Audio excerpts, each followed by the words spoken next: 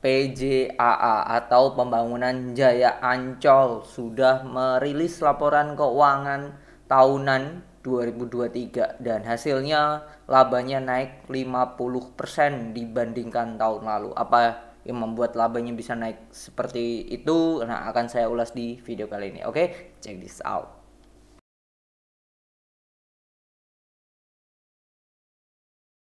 Saat saya take video ini di tanggal 6 Februari 2024 jam 8.21.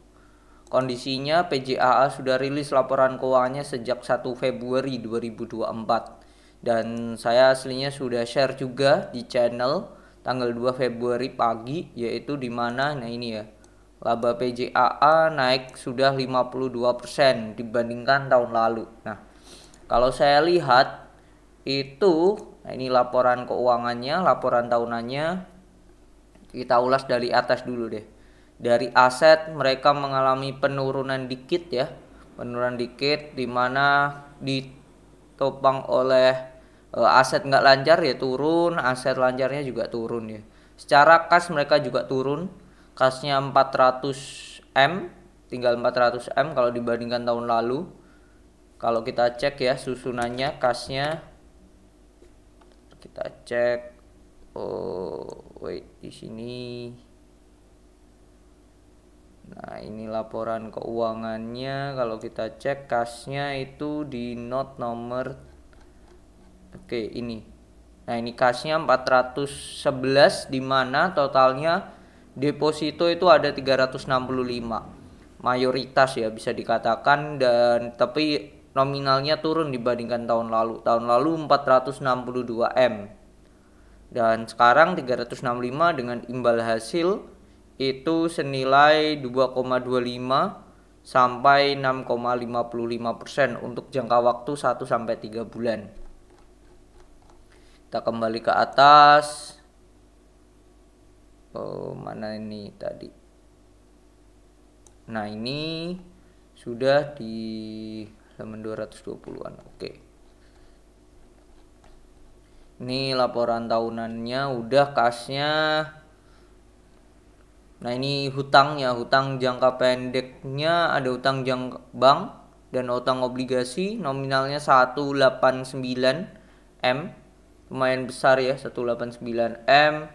Terus ditambah kalau jangka panjang ada bank juga 617 dan juga 65 hutang obligasi. Jadi bisa dikatakan 800-an. 800 hutang berbunga ya. Ini nominalnya lumayan besar. Cuman kalau secara jangka pendek ini sudah bisa ke cover dengan yang namanya kasnya ya. Karena kasnya nominalnya 400 M. Gitu. Ini utang yang didapat dalam catatan ya, tanda kutip bisa dikatakan dangerous itu di utang jangka panjang untuk banknya, yaitu 617 M ya, nominalnya besar, naik dibandingkan tahun lalu.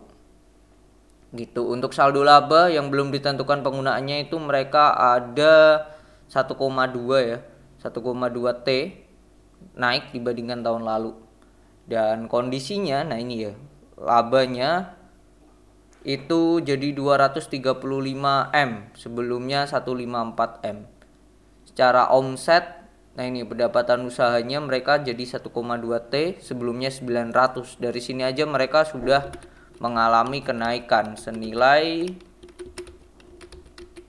315 M, itu senilai 30-an ya. Ya 30% ya. Dari sini sudah naik, which is good. Terus ditambah ya ini ya, penghasilan bunganya mereka naik 2 kali lipat, sebelumnya 12 M sekarang 23. Lalu penghasilan lain-lain ya 103 M. Kalau kita cek ya di note 32 di sini penghasilan lain-lain. Nah, ini penghasilan lain-lain 103 M. Pembalian aktual pajak bumi dan bangunan ini 65 M sendiri ya kenaikannya. Oke, kita kembali lagi. Terus penghasilan bunga kalau kita lihat di note 23 di sini tidak ada sih, tidak didetailkan di mana aja untuk penghasilan bunganya. 236 Oke, tuh kalau untuk benar. Nah, ini kalau kita lihat cek lagi yang membuat naik ya ini pendapatan usahanya sudah naik. Kalau kita cek di note nomor 30 penghasilan usaha untuk perusahaan. Nah, ini ya enaknya tahunan itu dibandingkan tahun-tahun sebelumnya. Ini pendapatan usahanya kalau kita cek per detail di bawah. Di note 30. Nah, ini pendapatan usahanya dari wahana wisata yaitu 599 M naik. Lalu dari pintu gerbang ya, karena ini pembangunan Jaya Ancol ya. Ini juga naik jadi 311 M. Jadi so far mengalami kenaikan. Dari segi pendapatan hotel dan resto ini juga total subtotalnya naik. Cuman kenaikannya dari kamar ya, yaitu 39 M. Sebelumnya itu hanya 22 M. Nah, pendapatan usaha lain-lain ini juga naik jadi 275, yaitu yang naik signifikan ya ini penyewaan kios, lahan dan gedung. Terus pengelolaan perumahan mengalami kenaikan juga, barang dagangan juga naik, sponsor turun. Cuman total karena dari pendapatan usaha lain-lain ini mengalami kenaikan sih. Tuh. Itu sih. Jadi so far dari pendapatan usaha semuanya, semua segmennya mengalami kenaikan ya. Dari pendapatan tiket, nah ini naik. Dari pendapatan resto dan hotel ini juga naik. Dari pendapatan usaha lain-lain ini juga naik ya. Jadi nggak kaget kalau perusahaannya juga mengalami kenaikan secara net profit ya. Secara omset aja sudah naik, secara net profit mereka naik juga, berarti ada hal-hal lain yang ditopang, yaitu tadi kita cek dari penghasilan bunga, penghasilan lain-lain, mereka mengalami kenaikan gitu. Which is good ya kalau itu ya, kalau kita lihat ya. Terus dari arus kasnya sendiri, arus kas dari aktivitas operasi mengalami kenaikan ya. Terus aktivitas investasi mereka keluar 133 M dari ya ini ya, beli aset tetap lagi 111 M dan juga aset tak berwujud 24 M. Sisanya udah minor sih. Terus aktivitas pendanaan mereka keluar 301. Ini berarti ada yang dibayar utang, yaitu ini utang bank jangka pendek 239. Terus utang obligasi enggak, provis. Nah, ini pembayaran dividen mereka bayar juga. Itu sih. Jadi so far so good kalau kita lihat arus kasnya positif, meskipun kas secara kasnya turun, tapi ada pembayaran hutang-hutang ya, menunjukkan hal yang positif. Kalau kita lihat PJAA kondisinya di harga 960 saat saya take. Lalu PI-nya berada di posisi 6, PBV-nya ada di angka 0,93. Oke, di Stockbit dihargai wajar itu 2 triliun.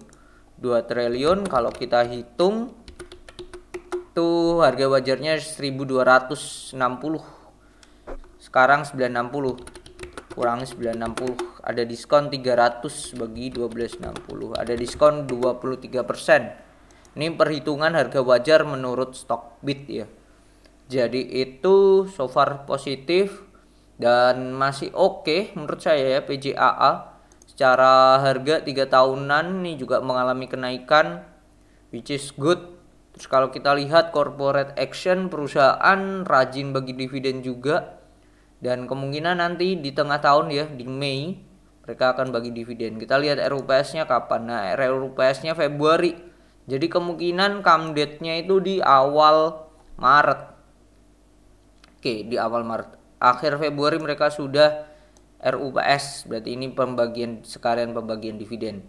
Kalau kita lihat tahun lalu dividennya tuh di 29. Oke. 29 kalau dari labanya sendiri ya 154 dibagi 1,6. 154 tuh laba, net profit 1,6 ini current share outstandingnya 96. 96 dividennya tadi berapa tahun lalu? 29. Oke, 29. 29 bagi 96,25 kali 100%. Dividen payout rasionya 30%. Kalau tahun sekarang seperti itu, 30%, mereka akan bagi dividen 235 dibagi 1,6 itu 147 EPS-nya 146,875 kali 0,3. Mereka akan bagi dividen 44 per lembar.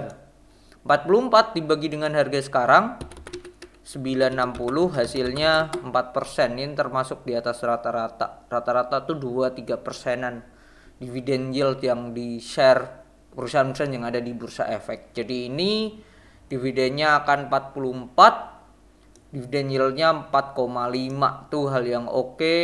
Secara harga juga masih oke, masih worth it. Jadi itu oke, menurut saya oke-oke aja, masih oke. Dan silahkan yang mau koleksi menjelang dividen. Jadi itu yang bisa saya share tentang PCAA. Labanya ya, kenaikannya sudah terjawab, di mana efeknya dari semua segmen usaha, terus ditambah penghasilan bunga, penghasilan lain-lain, mereka mengalami kenaikan. Dan yang berefek labanya naik 52%. Oke, jadi itu semoga bermanfaat untuk laporan tahunan yang bisa saya share dari PJAA. Jikalau ada view lain atau insight lain, boleh tulis di kolom komentar. Oke, see you on the next video. Bye bye.